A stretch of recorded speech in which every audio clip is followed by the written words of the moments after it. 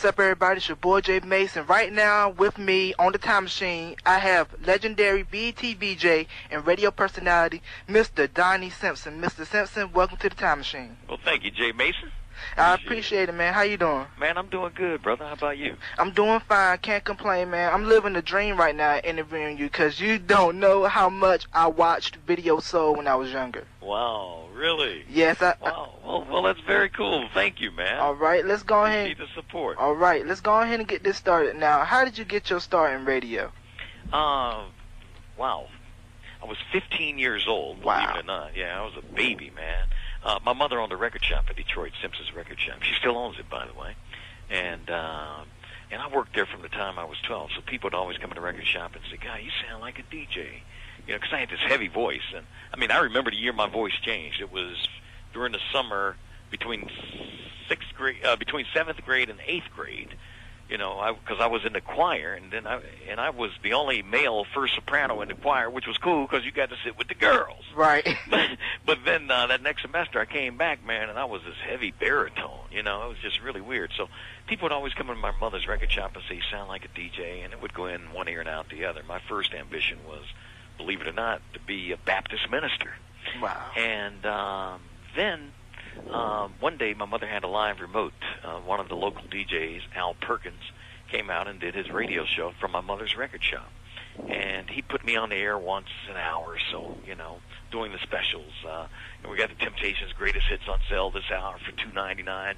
You know, that kind of thing. And then people would come in and go, "Man, I heard you on the radio. You sound just like a DJ. You sound great." And that was the very day I became interested in radio. I was 15, and then they hired me to do weekends at WJLB in Detroit. Okay. I mean, how cool is that to get your start in a major market like that? You know, but I was doing weekends for like 3 or 4 hours, and then they fired, when I was 16, they fired the guy who did 8 to midnight and asked me to sit in for him for a week to give them time to find someone. And I sat there for 7.5 years. Wow. You know, and so that's how I got started in radio. Then, you know, moved to Washington, D.C. 29 years ago, in 1977. And I did radio at WKYS in Washington, and BET was just getting cranking about 81, I think it was, and called and asked if I was interested in doing this music video show they were thinking about creating called Video Soul. Okay. And at first, in all honesty, I wasn't interested because I've always been very protective of my image, you know, and the things that I get involved with, and you know, and I think you have to be that. You know, I tried to only get involved with top shelf stuff.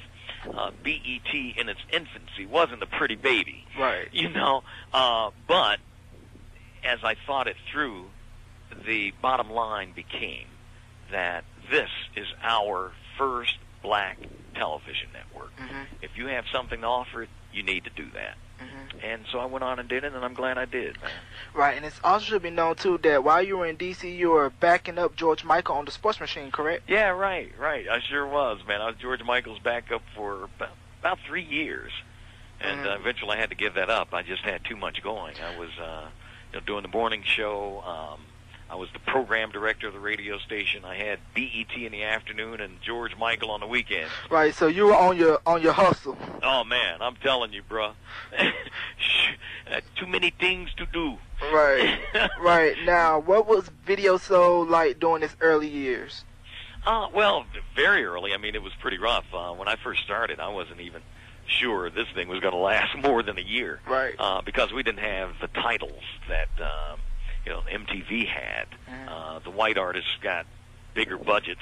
Black artists didn't get budgets for music videos until they had sold 1 million records. Mm-hmm. You know, so it was a totally different thing. I mean, when we first started, we had, I think it was about 25 videos, and that was it. You know, so that was kind of rough. But you know, things changed, and you know, when I first started, we only had 1.5 million viewers too. By the time I left, that number was approaching 40 million. Wow. And now that number is probably around 80, you know. So, you know, it was a great experience. Mm-hmm. Now, what was some of the most memorable moments that you had on the show? Boy. God, there's so many. Yeah, take your time. One of my birthday celebrations was special to me. Every year they wanted to do a birthday show, and I never got into that. I don't really like celebrating my birthday a lot. I don't like celebrating me a lot. I just don't. I think people get tired of that. We got to celebrate this dude's birthday again. Seemed like it was just last month, because they would also celebrate anniversaries, so it always felt like too many celebrations. But anyway, one year we were doing one of my birthday celebrations, and they like to surprise me with guests that I love. And the first guest to walk through off that elevator that day was B.B. King. Wow. And that's my man. I love B.B. King. I love music, period. But I love blues. I mean, I just love everything. And B.B. has always been one of my favorite artists, man. Right. So that was very special. Wow. To have Jimmy Jam and Terry Lewis on one year, we did a Thanksgiving special with Jimmy and Terry, Alexander O'Neill, and Jarrell. And we're all singing Alex's new song, My Gift to You, which is very cool. This is really classic for me. I had the Temptations on one day, and it was my wife's birthday. Her name is Pam, but I call her My Boo. I know a lot of people do that, but I can really call her My Boo because she was born on Halloween. And so I said, this is my Boo's birthday, and I said, I wonder if y'all would help me sing something to her. So I get the Temptations up to sing My Baby with me. And, my mic is off. I'm just pantomiming, But, man, we start the song, and I'm doing the lead vocals, whose hairstyles are out of this world, whether it's straight or bouffant or it's curled, my baby. And they start singing the backgrounds behind me.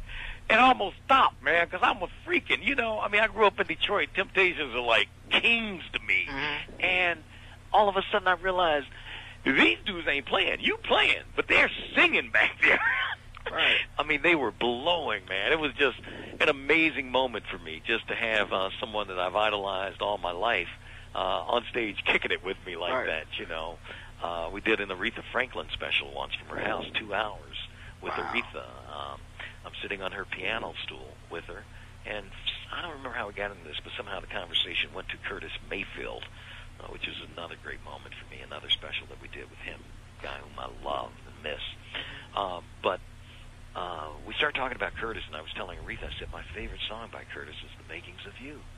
And she starts playing it. She goes, add a little sugar. And I shouldn't be singing. Honeysuckle and I just started crying, man, because it was just one of the moments for me. It was, first of all, this is the greatest voice I've ever heard. It's Aretha Franklin. Growing up in Detroit, being a kid, we used to look at every Cadillac that went by, hoping to see Smokey Robinson or the Temptations or Aretha Franklin or one of their cousins would have been just as fine, And but for me, it was a moment where it was like, how did I get here? Why? Here I am sitting on the Queen's throne with her, and she's singing one-on-one in my ear. I'm not worthy of this. Right. I don't know how I don't know how I got here. I don't know how this moment happened, So those are some of the special moments for me in video